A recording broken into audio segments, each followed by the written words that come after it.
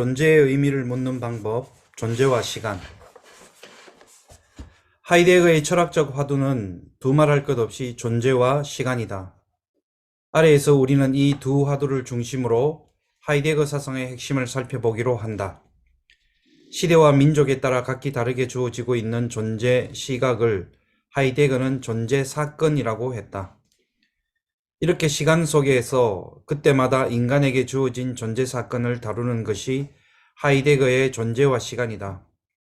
하이데거는 이 책에서 공시적인 고찰, 즉 모든 시간에 공통적으로 통용되는 고찰에서 인간이 존재자를 이해하고 있는 양식과 방식, 그리고 그 구조적인 특징을 밝혀냈다.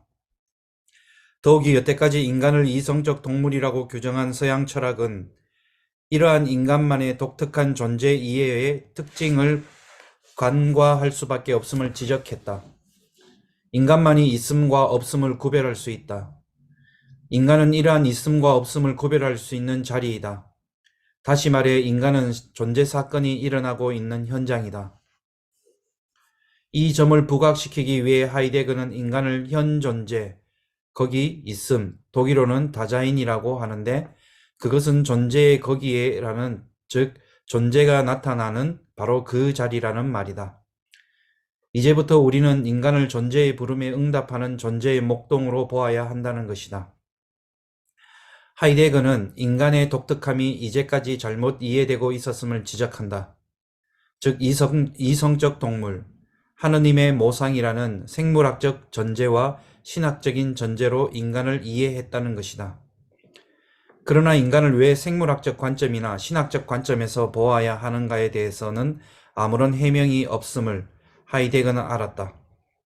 하이데거는 그러한 전제 없이 인간의 있는 그대로를 보고자 한 것이며 따라서 있는 그대로의 인간의 거기 있음을 다루게 된 것이다. 하이데거는 인간이라는 말을 쓰지 않는데, 즉 이제까지 철학에서 사용하였던 주체, 의식, 정신, 영혼이라는 용어를 전혀 쓰지 않고 있다. 하이데거는 그저 다자인, 현존재, 거기 있음이라는 용어를 쓴다. 그가 인간이라는 용어를 쓰지 않았던 것은 인간 하면 어떤 식으로건 선입견이 생긴다는 것을 알고 있었기 때문이다.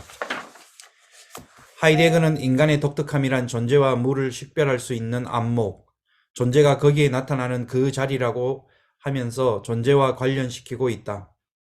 이 점에서 보면 하이데거는 인간을 최고의 높이까지 끌어올린 철학자라 할 수 있다. 우리는 이러한 관점에서 존재와 시간을 봐야 한다. 시간 속에 주어지는 존재는 대개 시간의 형태로 나타나게 된다.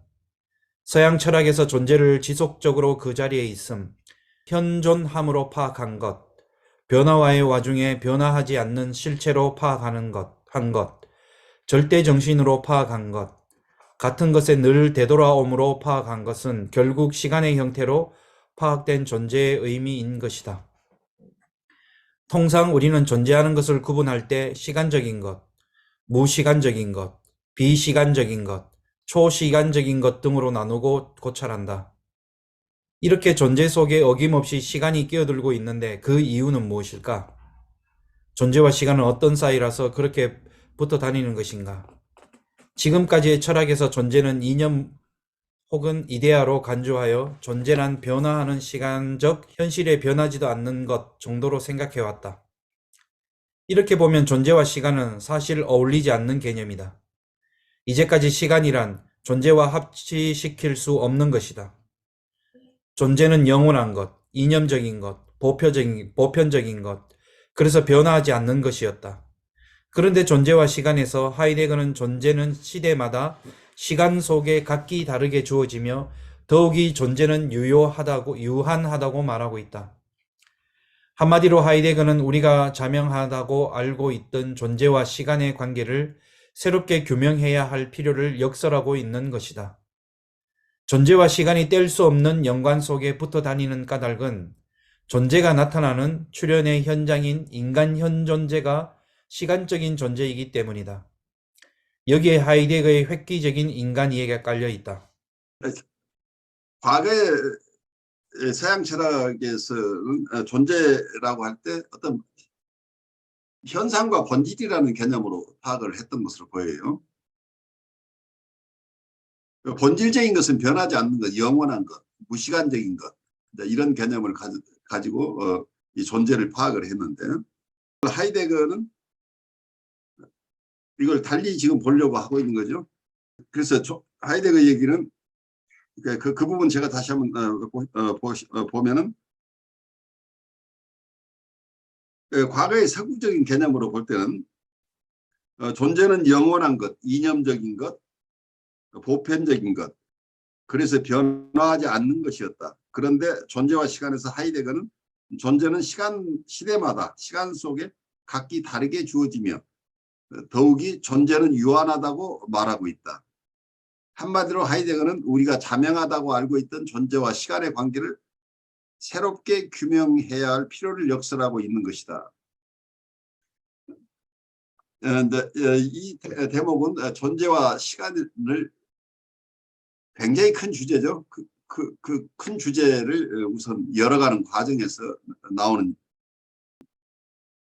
하이데거가 작업하려고 하는 내용에 대한 아주 기본적인 설명인데, 처음에 여러분들이 혼란스러우실 거예요. 여기서 하이데거가 존재자와 존재를 구별을 했지만, 구별해놓고 사실은 또 여러 문장을 쓰다 보면 그 구별이 잘 클리어하지 않는 것처럼 또 느껴지기도 하고 이러면서 여러분들이 어려움을 겪게 될 텐데, 이거 자체가 어떤 여러분들 사유의 과정이니까 그 불편함을 조금 자연스럽게 받아들이면서 이분은 여기서 무슨 얘기를 하려고 하는 것인가에 중점을 맞춰서 생각하면 좋겠어요. 어떤 면에서 여기서 존재자라고 할 때 현 존재는 존재자 중에 하나죠. 존재자가 세상에 엄청나게 많은데 이 존재하는 것들 중에 인간을 다사인이라고 불렀어요. 현 존재라고 불렀는데 다른 존재들과 다르다고 하는 거죠. 그리고 보통의 사물 존재들과 다르다. 그럼 이 현존재는 여기서 현존재 다사인이라는 것하고 자인을 여기서 구별하고 있죠. 현존재와 존재는 또 구별하고 있는 거죠. 그래서 만만치가 않죠. 현 존재 안에 존재가 드러난다. 이렇게 지금 보고 있죠. 그래서 그 의미가 무엇인지 우리가 계속 따라가 봐야 되는 부분이죠. 여기 나도 있고 내 친구도 있고 내 선생님도 있고 다 있는데 그 각자의 현 존재 안에 그 존재가 드러난다. 이제 이렇게 얘기를 하고 있죠. 그럼 그 존재는 우리가 어떻게 받아들일 것인가. 근데 이 존재를 하이데거가 본 대로 시대마다 시간 속에 각기 다르게 주어진다. 존재가 각기 다르게 주어진다고 보고, 그리고 존재가 유한하다고 하는 것을 하이데거의 통찰을 우리가 꼭 그대로 가져갈 필요는 없다고 보여요. 그래서 현 존재 자체가 존재가 드러난 장이라고 이해를 한다고 한다면 이 존재에 대한 논의는 현 존재에 대한 논의하고 별개죠. 그런데 여기서 하이데거가 이 책에서 얘기하고 있는 다사인에 대한 이해를 중심으로 하고 있어요. 그러니까 현 존재에 대한 얘기를 쭉 하고 있는데 이 현 존재에 대한 분석이 여기 대부분의 영역을 차지할 텐데 우리는 현 존재에 대한 분석과 동시에 그러면 여기서 현 존재에게 드러난다고 하는 존재 자체에 대한 이해는 어떻게 할 것인가 하는 것에 대해서 명백한 어떤 설명이나 자기 나름대로의 이해를 명확하게 전달하고 있지 않은 것으로 보여요. 그러니까 하이데거가 철학자로서 자기의 사유하는 과정 속에 단계적으로 사유를 해나가는데 그중에 일부만 드러났다고 보이는 거죠.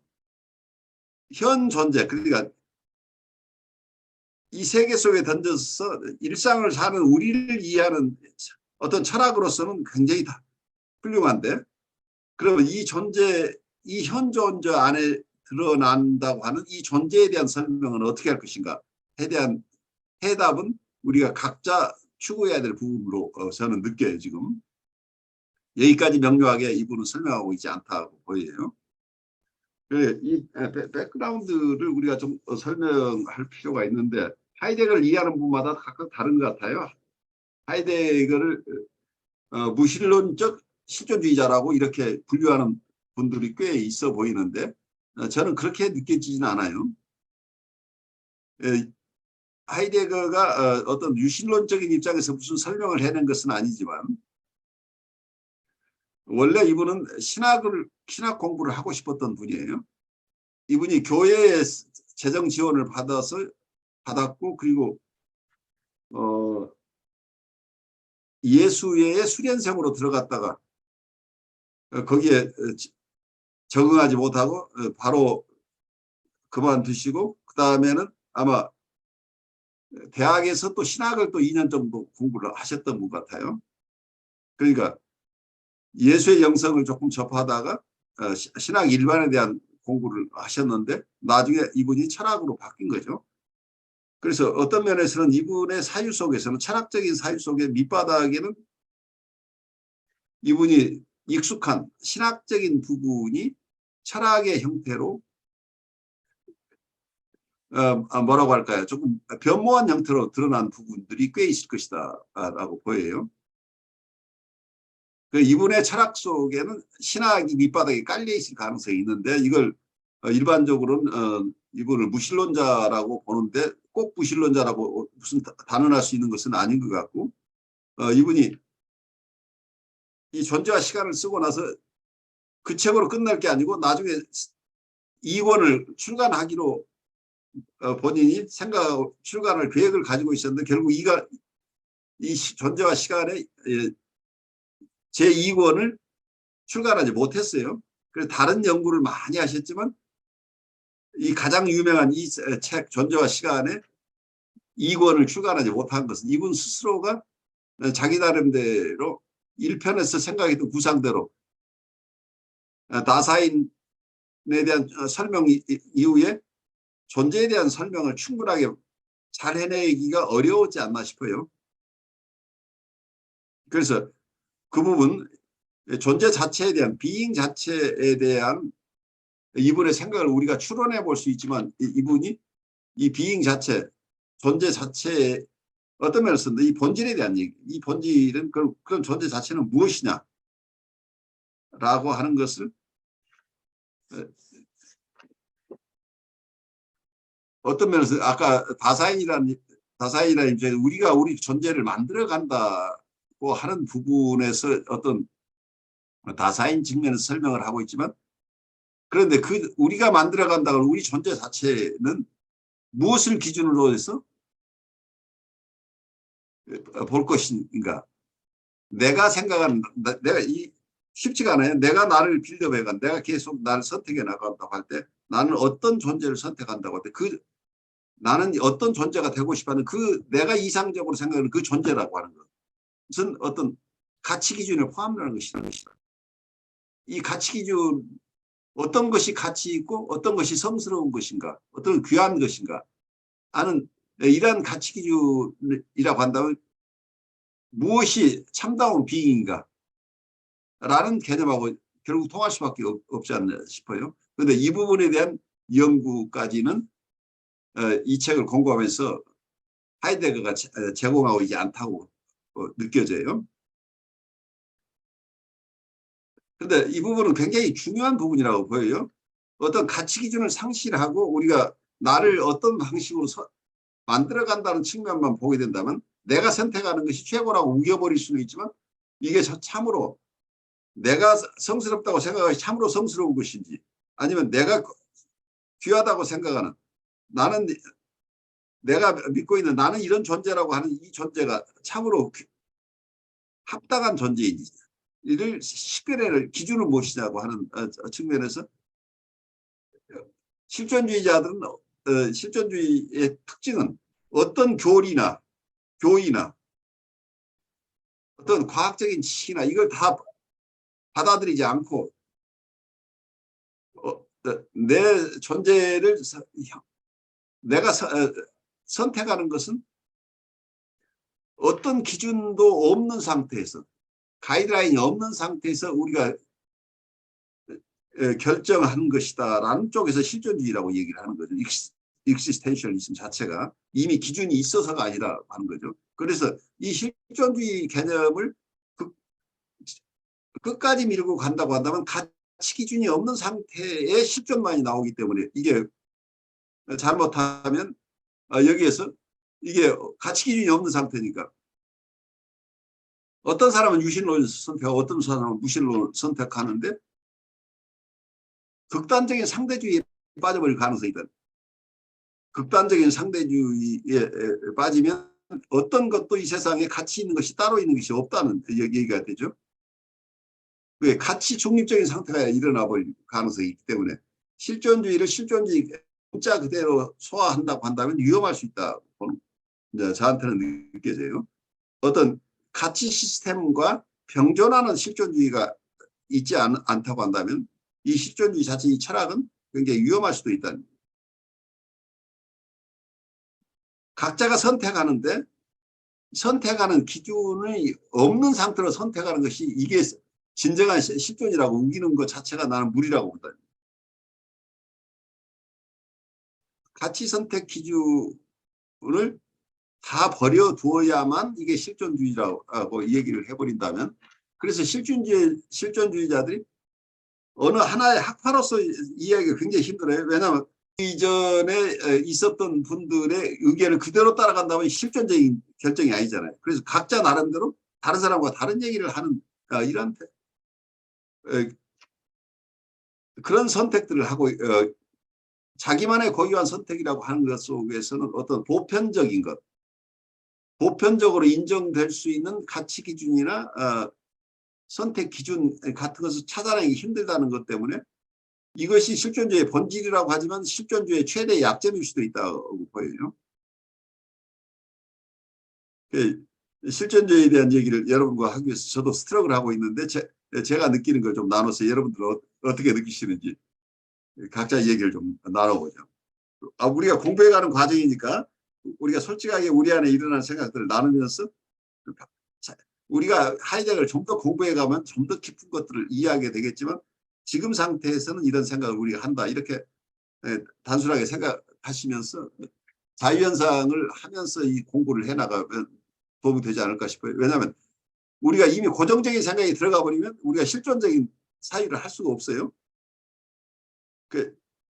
기존의 가치 기준이나 이런 것을 내려놓았을 때 실존주의에 대한 본격적인 만남을 우리가 할 수 있다고 하는 거죠.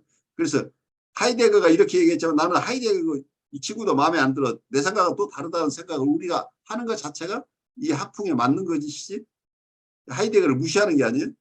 하이데거 생각으로는 그 길밖에 없다고 생각했지만 우리는 각자 다른 또 다른 실존적인 그 실존은 하이데거가 얘기하는 가치 기준과 무관한 실존이 아니라 어떤 가치 시스템과 병존할 수 있는 실존주의를 우리가 또 새롭게 이루어갈 수는 없을 것인가 하는 도전을 제가 여러분에게 해봐요.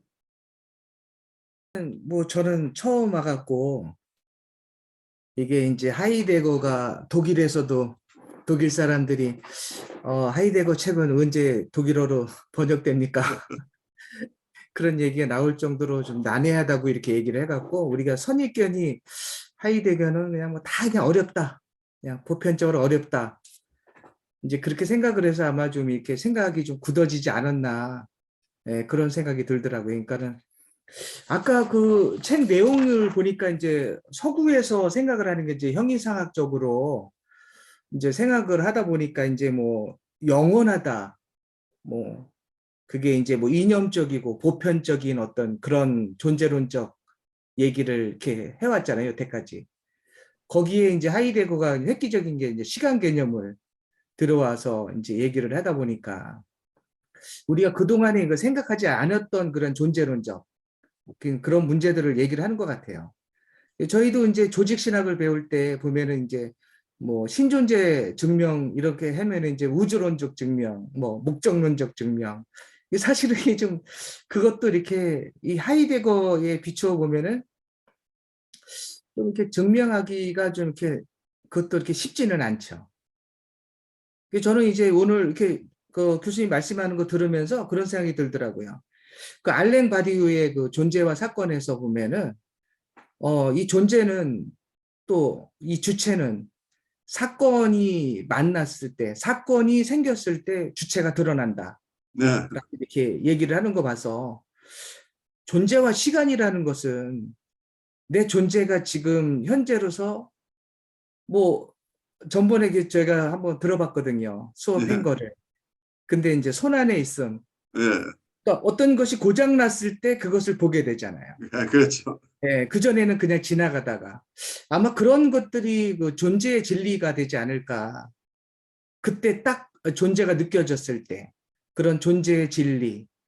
그러다 보니까 이제 평소 때는 은폐되어 있던 것들이 이제 탈은폐되면서 나타났을 때 그때 그것이 바로 현존재, 다자인이지 않을까.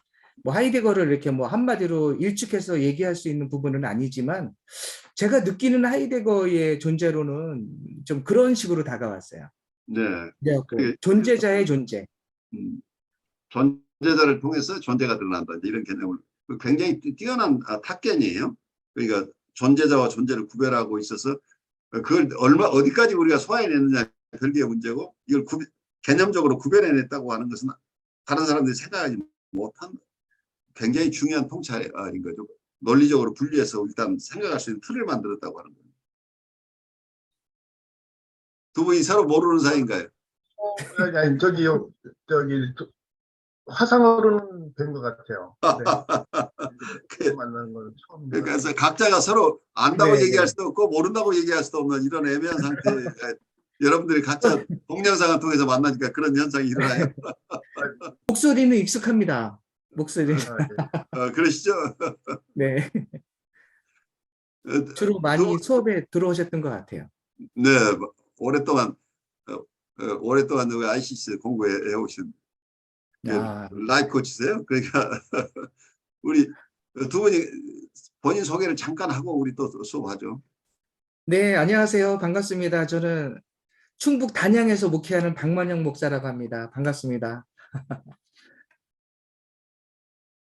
네, 저는 여기 뉴욕에 사는 유상현 스테파노입니다. 캐톨릭에서 조금 사람들한테 이렇게 도움을 좀 주고 있습니다. 뭐 많이는 경험 없고 그냥 간단하게. 네, 반갑습니다. 유상현님은 캐톨릭 쪽에 이나시오 영성 수련을 받으시고 그리고 다른 분들을 이런 수련으로 인도하는 일을 오랫동안 하고 계세요. 그래서 영성적인 측면에서 캐톨릭 영성 쪽에 체험이 많으신 분이에요. 그리고 또 여기 목사님들하고 서로 함께 나누면서 철학적인 사유를 함께 해나갈 수 있는 도반들이 서로 됐으면 좋겠어요.